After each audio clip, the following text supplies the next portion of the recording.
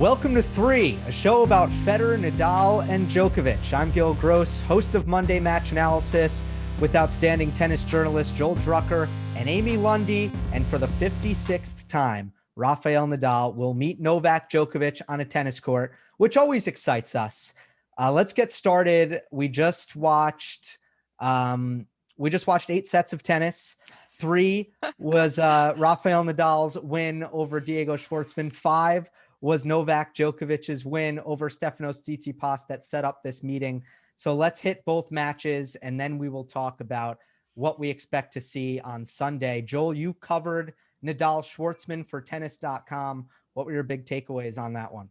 Well, it's just, I wrote about how matches, they might not be decided at the beginning, but they sure are determined at the beginning. And those first 3 games took 25 minutes. And you hand it to Schwartzman. I mean, he is just such a great warrior. He's kind of taken over the mantle from David Ferrer as kind of the people's choice of the feisty, grinder kind of guy. Your kind of guy, Gil. And he fought, and Nadal served at 2-0, and then Schwartzman breaks him back. It's like, okay, now I'm back on serve. Oh my God, now what? I still got to do this. And Schwartzman admitted he's going to have to be out there for hours and hours. And so in a way, it's a great example of how the shape of the matches can be formed really early on. And so what is Nadal? Nadal's like a heavyweight version of what those guys do.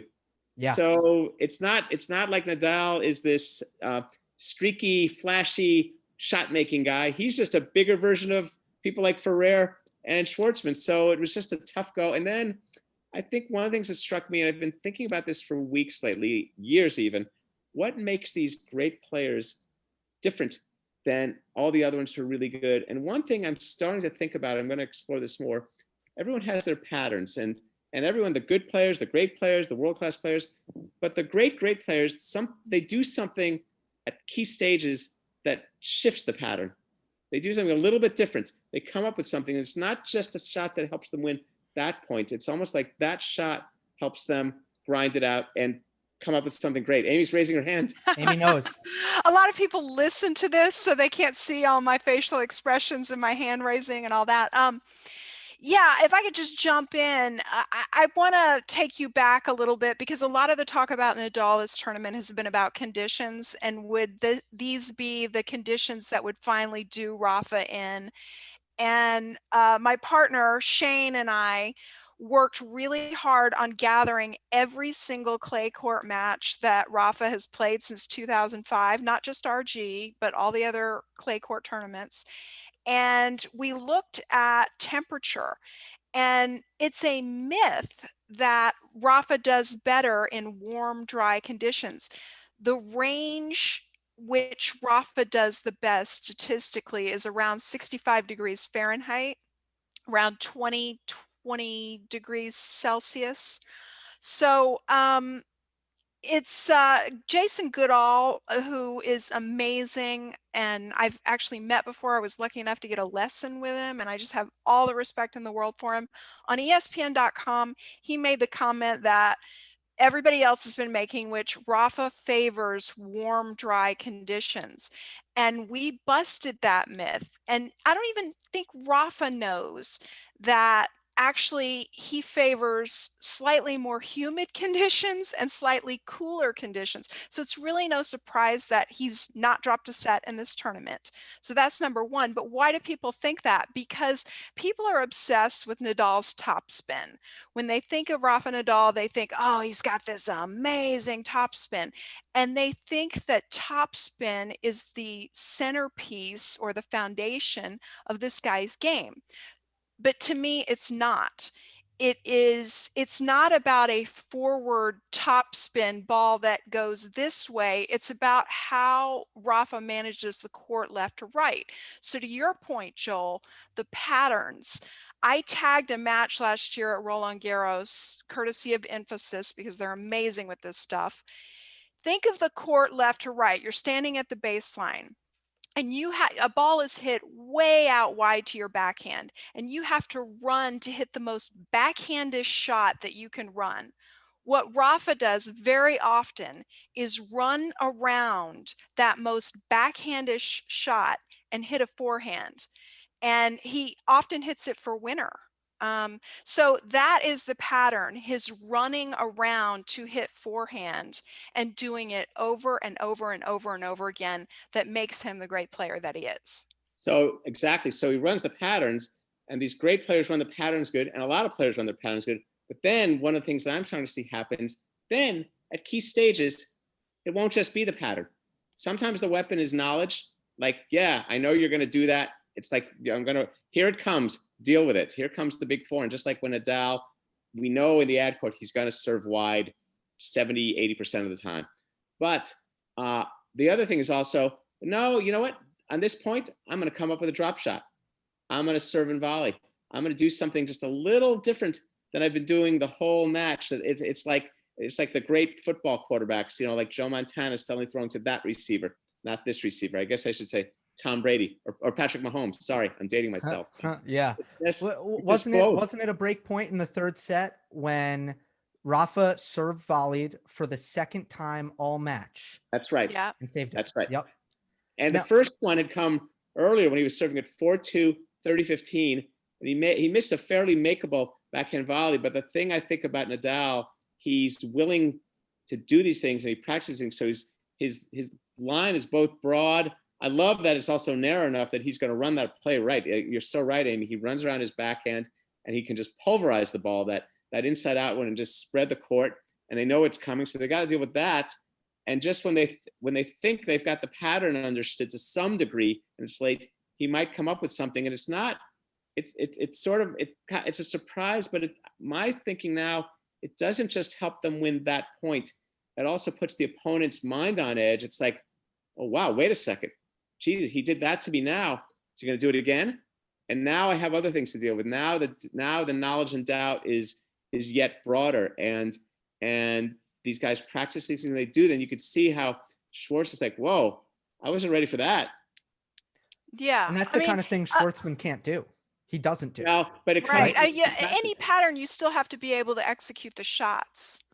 And who can execute better than the big three? Well, that's true. But I'm talking about the anti-pattern. I'm talking about we've been throwing to wide receiver. We've been throwing to this tight end. And now we're going to run the quarterback draw.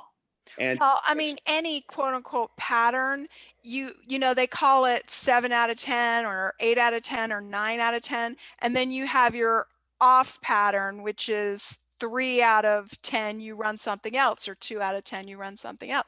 And that's where the surprise elements come in. And yeah, but I mean, the fact that he would play that point in such a critical situation makes him the great player that he is. But And Gill, what do you think of his second serve return position? But wait, I want to get back to something before we get to this, before we get to Okay. second serve position. You said Schwartzman can't, but that's because that comes down to practice. That comes down to hours when in the off season, putting in a little more time on something, because it doesn't mean he's incapable. So this gets to to me, and this has big implications for player development.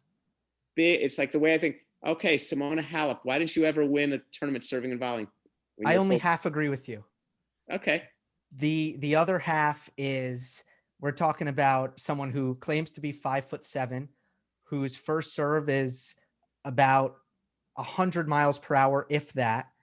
And, so he'll never, he won't have the pop on that shot, and he doesn't have the reach at the net, and he doesn't hit his first forehand as big as Rafa. And I don't think he'll ever be able to. I mean, I think that there are some limitations. The net play, I'm going to give you a little, net play isn't about, volley is about attitude. And sometimes in today's game, it's about surprise. I'm not saying Schwartzman's going to become Patrick Rafter. I'm just saying Schwartzman, you just invest in that and you'd be surprised, because occasionally, what do you do on a big point when you're returning? You mostly want to get the ball in play. So if I know my receiver mostly wants to get the ball in play, maybe I do. That's sort of, and it's a thing. I'm not saying Schwartzman, you do that when you're serving to Novak or Nadal in the semis of a major, the court, whatever. But think about that. Think about that development. Think about what it means if you play doubles. I'm just talking about the developmental phase. But anyway, let's get back to your point about returning serve. Well, I was wondering, we've talked about return position a lot, and Nadal made a major adjustment in this match. It's an adjustment that I don't think I've seen him make on clay, but he basically decided, look, if Diego is so good defensively, he's so good from neutral, that I really need to step inside the court on my second serve return and be aggressive. And I thought it swung the first set, certainly gave him the break, and continued to be effective throughout the match. Well, look, he's not Schwartzman, per what you said, he's no Kevin Anderson in the serve department. So Nadal knows, and Nadal's thing, and maybe this can segue us into Novak. Nadal talks about in tiebreakers, at crunch time, at key stages of a match, he needs to play aggressive. He knows, I guess it's so interesting. These guys are so good, and even they're aware of their kind of offense, defense, aggression, passivity kind of seesaw. And Nadal, as we saw in that third set, he had some periods where he was like, it's funny, you talked about the busting the myth of topspin, Amy. You're right, because he was, for a time in that third set, he was hitting with topspin, but it wasn't doing much. And Schwartzman loved it. He's fine on high balls, and Schwartzman was wailing on the ball. He was on the ball harder than Nadal. So Nadal knew he had to kind of like do that. And obviously the return of serve is a great way to commence such construction. Yeah, I mean, the courts are playing low and slow. So there's no way that Nadal could return from his normal Timbuktu. He had to move closer to the baseline. But he adjusted. And yeah, I mean, Diego, God bless him, he gave him a little bit in the third set, but this match was never really in doubt in my mind. But I think that that's about Nadal and how well he played. Do you agree with me? Because 100%. Okay. And I agree with Amy also that it's funny. You could watch and you could see, wow, Schwartzman's in it. No, he wasn't. He was never in it. No. I mean, that's why I said the match was, in some ways, the shape was determined. And a guy like Schwartzman suddenly, good, I'm back on serve at 1-2 in the first set. 19,000 feet up the mountain.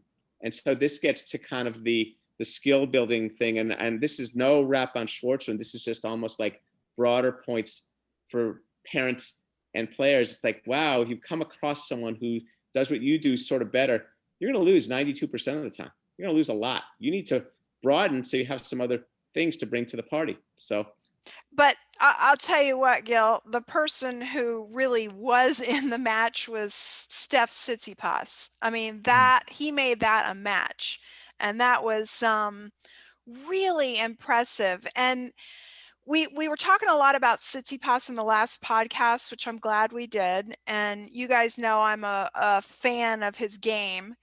And we didn't quite get it right, though, because he has not been in this position yet again where he's had to kind of exercise those demons, because in this match, he was coming from behind to draw even. But Novak was the one who had a match point in the third set and let it go by. So it was a great match as well. Yeah. But I think he found some redemption. I think I wrote about Tsitsipas a couple of days ago, and I think he gained some redemption in his way. The Rublev win, he lost to Rublev in Hamburg. The Coric thing haunts it. The Coric going way back to a year ago with Wawrinka losing in 5 hours at the French. So in a way, at least the good thing for Tsitsipas is he got to play a major very quickly after that frustrating U.S. Open and kind of get back on the horse again and reach his second slam semi. And yeah, this was a very positive tournament for Tsitsipas to avoid the potential round one loss that looked like it, when he was down 2-0. To beat Rublev in straights was a result that far exceeded my expectations. Not that I didn't think he could win that match. And then in this match from down 2-0, one thing you can never question about Stefanos is his compete level. Like, he actually has that almost like Nadal level of try hard competitiveness and intensity. Where I think he struggles is when he gets too tense. He almost gets too excited. And I thought in the first 2 sets, whenever he had an opportunity to capitalize on a break point, or it was a 30-all and he had a chance to get back in it, he would just jump out of his shoes and make an unforced error. So that's where I just think he doesn't have the calm. Djokovic, calm within himself. Stefanos, overzealous. He almost jumps at the ball when he doesn't need to. Yeah, you need to kind of embrace. It's like a little. He's building a style that's going to be really interesting to see how it evolves. You got some elements of Sampras, you got some Federer, you got some aggression and some shot making. But it takes a lot to put those pieces together. And I sometimes wonder, the more wider your set of skills, even more you've got to maintain that cucumber-like mentality, because points are going to be strange. Odd things are going to happen. Odd things are going to happen that are good, things that are bad. There's going to be a lot of, you see with Tsitsipas, I think we're in for a lot of engaging drama. So we're going to see, but is he going to tilt off the edge? I mean, he's going to be, this guy's great to write about. I mean, and a fantastic personality as well, which tennis so desperately needs. What I saw is a lot of Gumby-like, just like Novak, except with more power. So I kept thinking, and Martina was saying on the Tennis Channel telecast, like Novak had no business getting to that ball. Novak had no business getting to that serve. And Steph was doing the same thing, except I think Steph has younger legs and more power. So for me, I think it's just about honing and reeling in that power and knowing when to play offense and defense in these situations on the break points, like you said, Gill, because I think he was 0 for 10 on his first break point tries. And then he really turned it around. Well, in some of those break points, he didn't even get the return in the court. So, and I know he wants to, and he wants to play bold kind of tennis. I mean, there's a whole, we'll talk about this offline sometime, Gill. There's a little different gestalt to what I would call the Sampras, Federer, Tsitsipas way than what I would call the Michael Chang, Leighton Hewitt, Rublev way of playing. What it means to be consistent, how one goes about applying pressure. And I think that Rublev match was a little rite of passage for Tsitsipas. Rublev served for the first set, gave him 4 unforced errors, but that was a tough little thing. I think if Tsitsipas loses that first set, that's a much tougher match. And Rublev, he's great. I mean, that's a future slam semi. Those two. It was already a slam quarter. Yeah, I agree. And something on my wish list, which I was thinking about during this match, I want to see a team Tsitsipas match on Philippe Chatrier.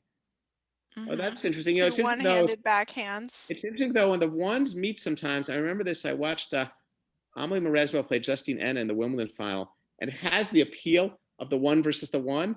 But then sometimes it's yet another case of two similars.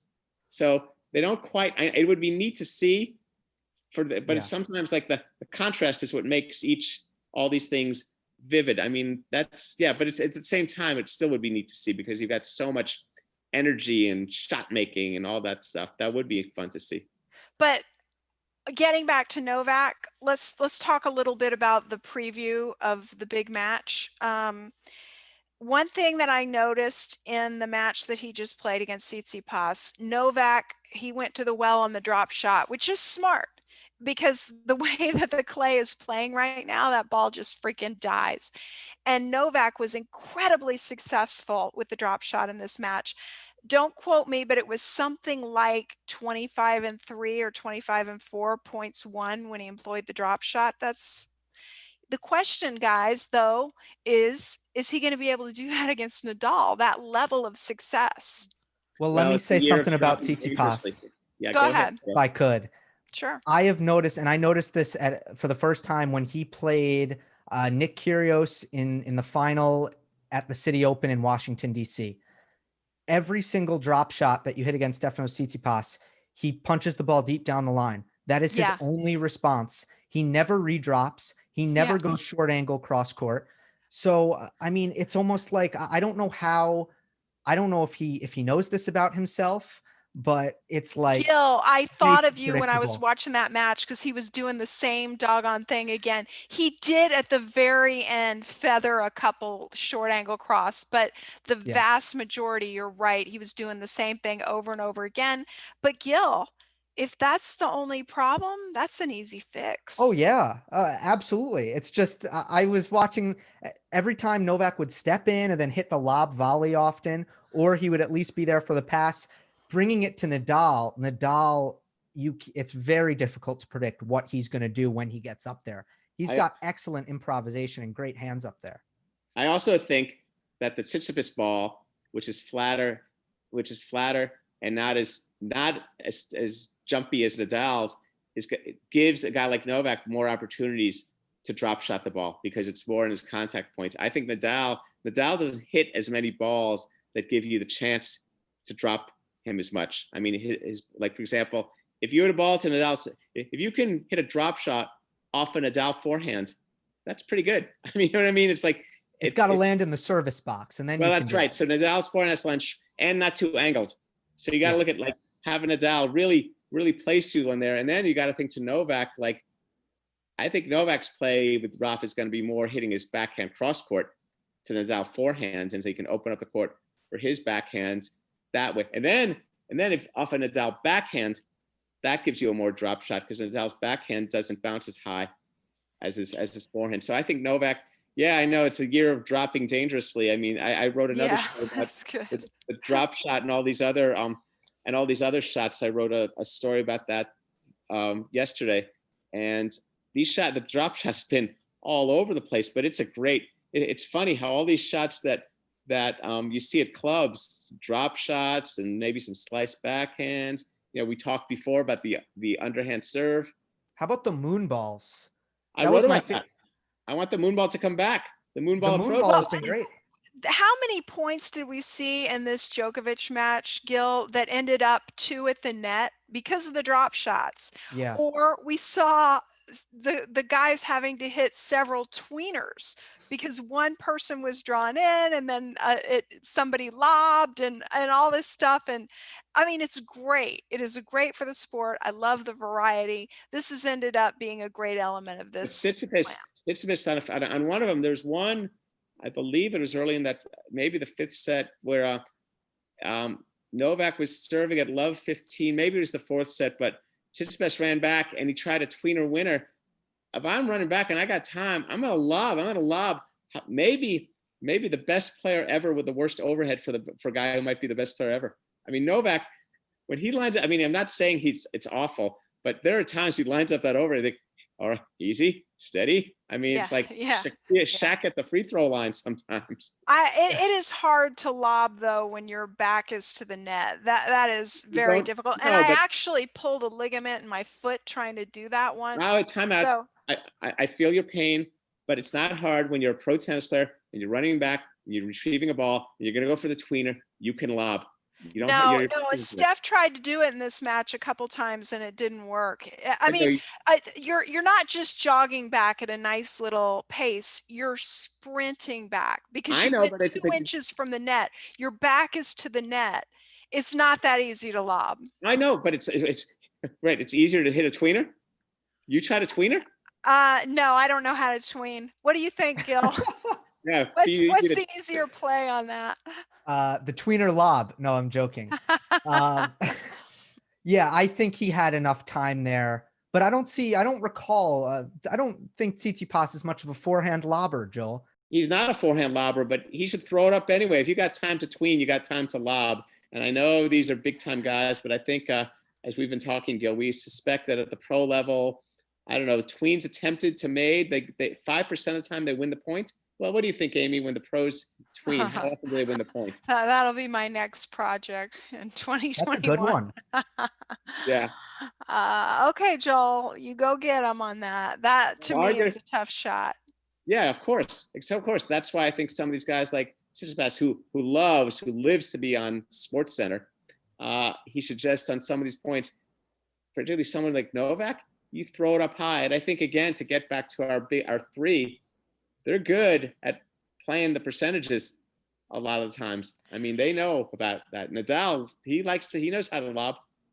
Before we talk about Nadal and Djokovic, I just have to say this about Tsitsipas. I'm really impressed with his patience because this was a slam where it was not easy to put the ball away. I mean, you had to have a lot of persistence, and he did not give up. He had a great run at this tournament, and I was kind of working a little theory, and I have been for years. I call it the Jeannie Bouchard theory, that the more you're on social media, the more your brain becomes conditioned to the dopamine hits and to not be very patient.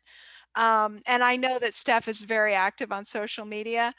And I just thought, I don't know if this, I love his game, but I just don't know if this guy has the patience. Well, this tournament proved, and others are proving, that he's here to stay. Well, now we got to come up. Now we got to torment you, Amy, with some more studies with Yeah. tweets and Instagrams per rally length. I mean, we're just going to have all this cross section. So, anyways, your point was that the person who spends more time on social media, their mind is going to want them. They're not going to be a grinder. So, for example, someone like Nadal, he's scarcely on it or whatever. I'm not saying it's true. It's just, it's an interesting thought, isn't it? It's an interesting Well, in fairness to Stefanos, he does lay off the Twitter for when it's a big tournament. He does take a step back, doesn't post as much on YouTube. So let's give him some credit for that. Okay. Best theories are half-baked. I like a good half-baked theory. I mean, that truly is half-baked, but it's interesting because I mean, it really is interesting because I mean, we know what's happening to Kyrgios right now. Well, Amy, a lot of people, when the next gen were really kind of still next gen and they weren't proper adults, as Stefanos said earlier this week, people were actually saying like, oh, they're on social media, that's why the new generation can't win. I'm like, if that is your theory about why the next gen hasn't won a major, then you are just ignoring every other sport. Are basketball players not on social media because the young ones are doing just fine? And that was going all, and that got a lot of traction. Well, no, but again, traction. But again, I'll say this again: traction among whom? Traction among people who follow the sport and want to toss out theories. I didn't see myself or Chris Clary or John Wertheim or Steve Flink doing a serious look at this. It's just kind of like again, it's just like there's people in the peanut gallery shucking and talking. Not that those white guys are the end all be all. I mean, Chris Clary, I like to give him a hard time because I don't know, it was maybe 6 or 7 years ago. He wrote at least one very long article predicting the end of the one-handed backhand, and he was pretty sure about it too. No, he was talking the article you're referring to. I think he was referring to, and I wrote about some of this the other day. He wasn't referring to the end. He was referring to it's not as prominent. He wasn't going to say. I believe the word he used was demise. Yeah, demise is different than, you're right, demise, but demise does not mean termination. And one of the things I wrote about demise means death, doesn't it? Not necessarily. No. Okay. Well, I think it means I want to downward. Finish this. I want to make a point about this. Okay. I thought demise meant end. Let's look that up. There are 6 one-handers in the top 20. And my point about the one-handed backhand in today's game is that if you have one, it better be incredibly good. So that's kind of the thing about the one-hander in today's game. And it has declined. I don't think it's going to go permanently extinct. But I think if a player wishes to learn one, like, of course, someone of your age, Gill, is going to learn the two-hander. It's a better shot. You can hit down the line more powerfully with it more often. There's lots of things you can do with it. So I just think, the one-hander, I love seeing nice one-handers, and they better be really, really good, like Tsitsipas and Wawrinka. And look how Federer made his better. But there's a little bit more potential for heaviness with the one-hander. It's also RPM and MPH. The slice comes more naturally, and the one-handed backhand volley comes more naturally. And as volleys start to become more in vogue again, that could present an advantage. It also has the advantage of reach, and the two-handed backhand, I got nothing against that. It's got some advantages too. It has more advantages. The data's been in for 50 years. It has. Okay, let's Oh, sorry. I just got to steer this back. I got to do another one on that. Yes. That should be something what we talk about. I think with this match with Djokovic, the main thing that I'm curious for Sunday is how aggressive is he, because he put together a defensive highlight reel unlike any other through 2 sets, and he was making Tsitsipas play the extra ball, and Tsitsipas was missing the extra ball, and then it kind of hurt him in the next 2 sets, is from the end of the 3rd set and then in the 4th set. I'm curious, what do you think really put Novak over the edge and propelled him to victory in the 5th set, which was easy, a 6-1? Either of you can take this. Well, I think Tsitsipas kind of ran out of gas a little bit, and I think Novak kind of just hunkered down. I think with Novak's game, he says this in tiebreakers, and therefore I think of that as late stages.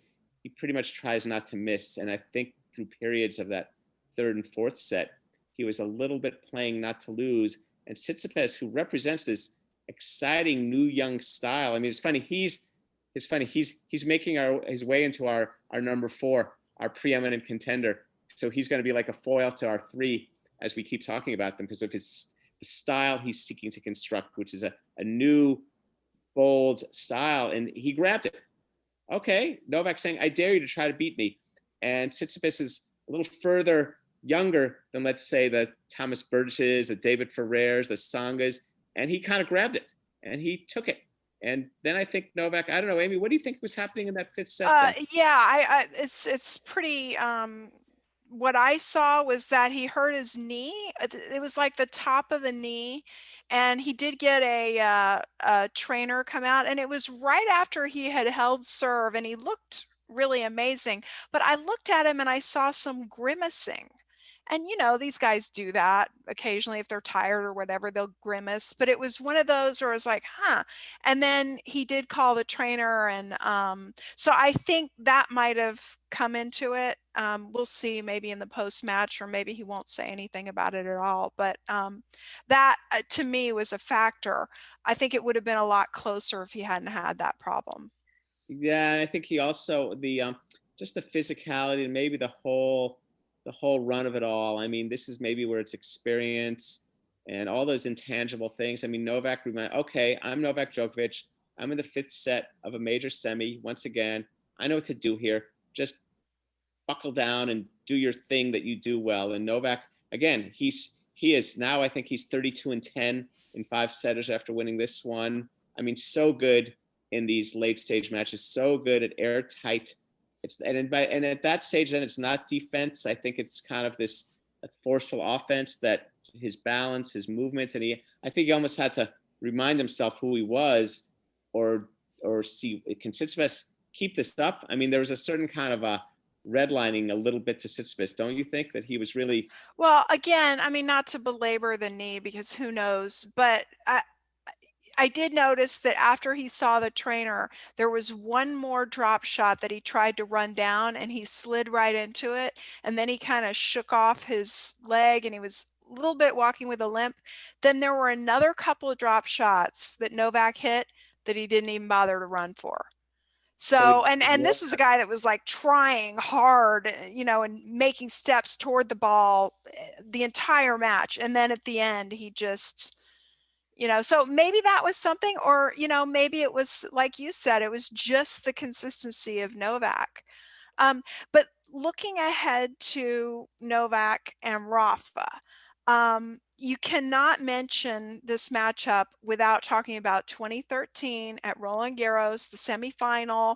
And anytime anyone brings up this match, Gill, I say it's he touched the net, that match. Right, and everybody remembers it's the best match. It's one of the best matches they ever played. I mean, I was right there at that match, and it was fantastic tennis. And 9-7 in the 5th, is that right, Joel? That's right. And that Novak was a 30 all point, though, right?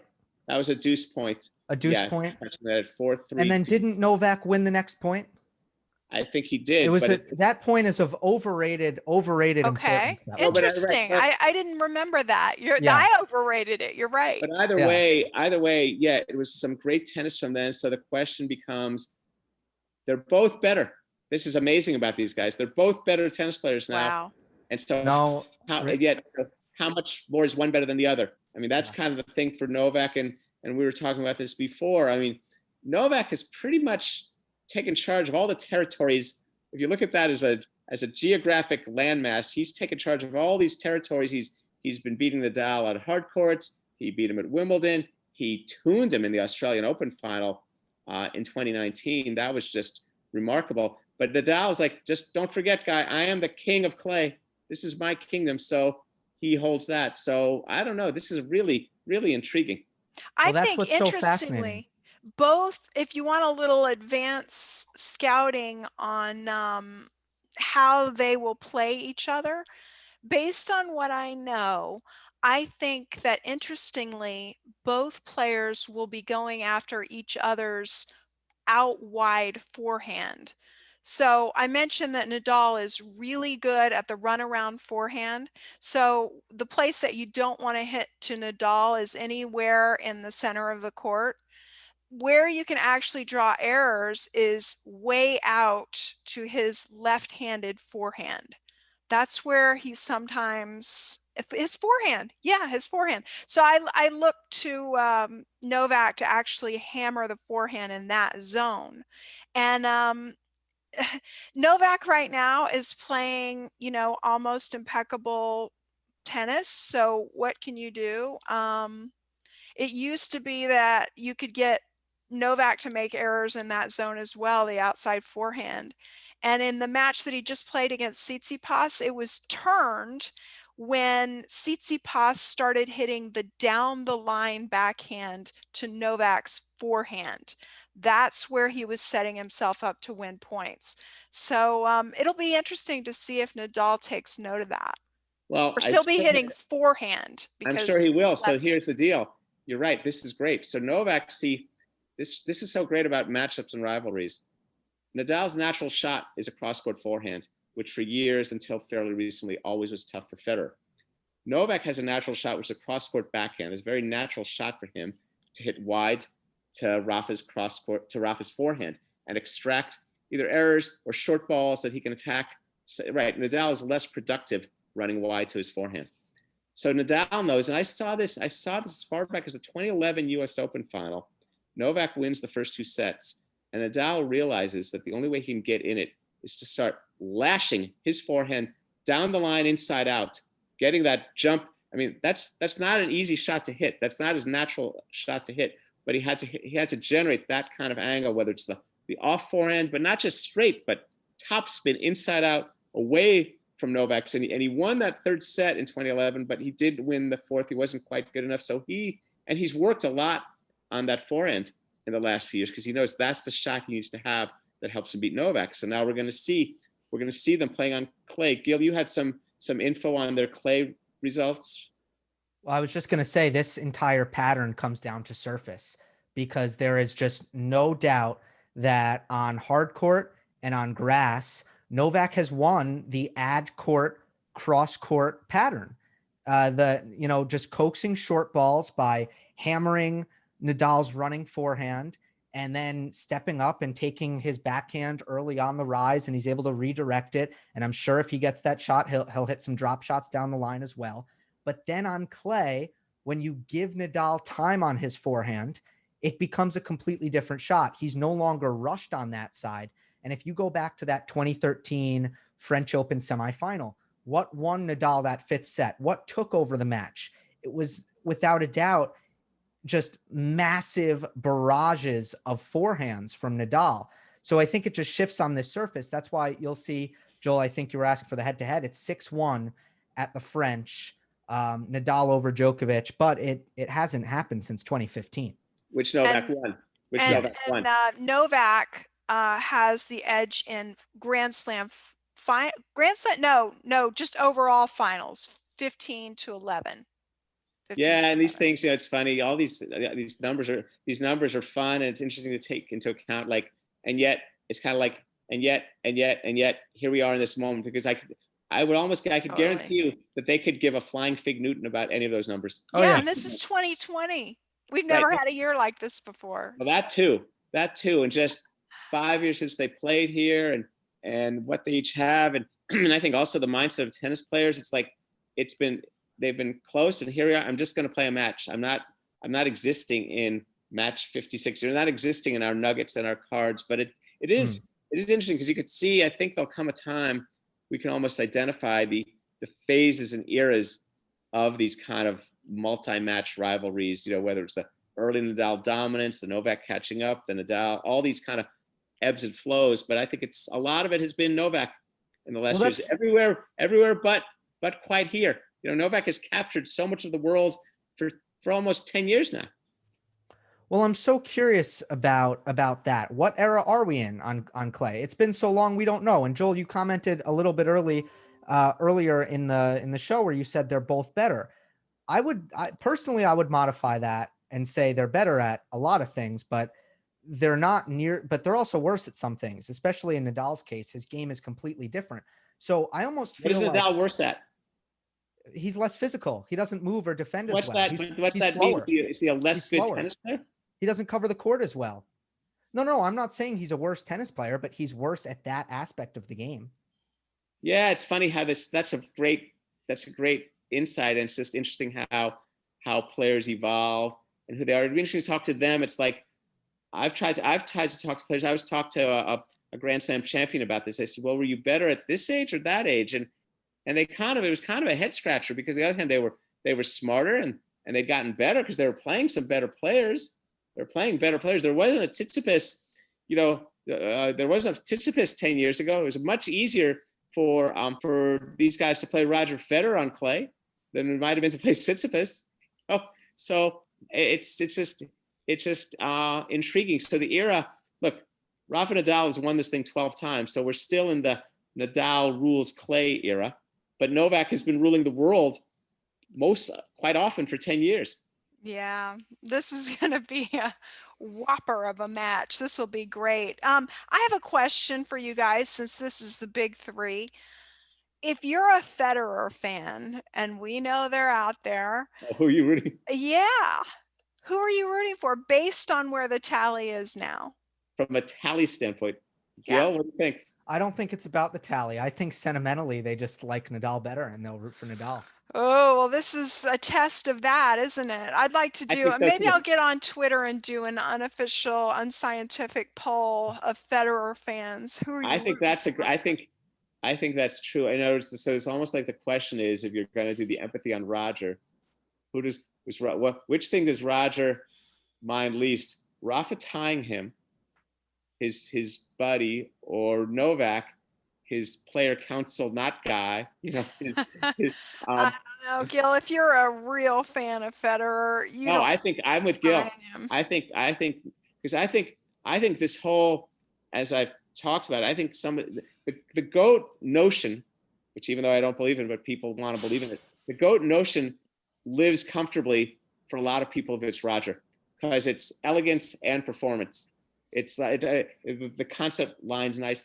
It becomes more complicated for people to ponder that around Nadal or Novak too. I mean, if Federer fans want to claim him the GOAT because he's won so many majors, what happens when Novak's earned 22? So they say, oh, okay, therefore. So no, it's about style. So I think you're right. I mean, this is fun armchair psychology. I think Roger would rather see Rafa win than Novak win. And of course, we'll never know. He's Switzerland. He's neutral. He's neutral. He's going to sit it out. He has all year, all this stuff with COVID and the US Open in Cincinnati. And he's proclaimed, he's probably booking his 14-day Australia hotel for his pre-Aussie quarantine. And he's probably helping build 3 courts at that hotel so they could all practice. so he and Alex in both sets of twins. Oh, they're gonna have the Roger Federer Melbourne tennis complex. Yeah, 8 courts. I wanted to name one of my tennis teams, my USTA tennis teams, Federer's Twins, and then on the back of the T-shirt it was going to say both sets. That's great. But I think the USTA has a policy against using professional players' names in your team name. They thought of that one, Call it didn't they? Fed Twins. They could think it's like FedEx or something. Really? You can't. And then the other one I wanted to do was Andy Murray's new hip Yeah, right. as You the can't. team name. You can't name a league team after a pro player. I think there may be in the fine print a policy against that. You could you? They're more. That's fascinating. Wow, I had no Well, idea. yeah, because you're borrowing their name or likeness. And speaking of that, one show that we will have to talk about eventually, or one thing we will have to do on the docket, is this GIF controversy, because it's actually kind of a big thing in tennis. So we'll talk about that. At some point, we'll do the best of 3, best of 5 debate as it relates to the big 3. We got lots to talk about. We're gonna do Hawkeye on clay. We'll just hit all Oh, the. yeah. Hawkeye on clay is fascinating. Well, and Hawkeye has become fascinating because Hawkeye on clay is the last bastion, because I think Hawkeye everywhere is going to happen, right? I think we're pretty much thinking that's going to happen. Well, my thing is, I really like Hawkeye, and I really like the interface with the fans, the clean, like, you see the stripe, you see the ball, the shadow. Whoever did that artistically is brilliant. But the question is Fox 10, which is really it's not an algorithm or a mathematical thing like Hawkeye is, it's actual video. Is that a better technology to use? Just something we can talk about.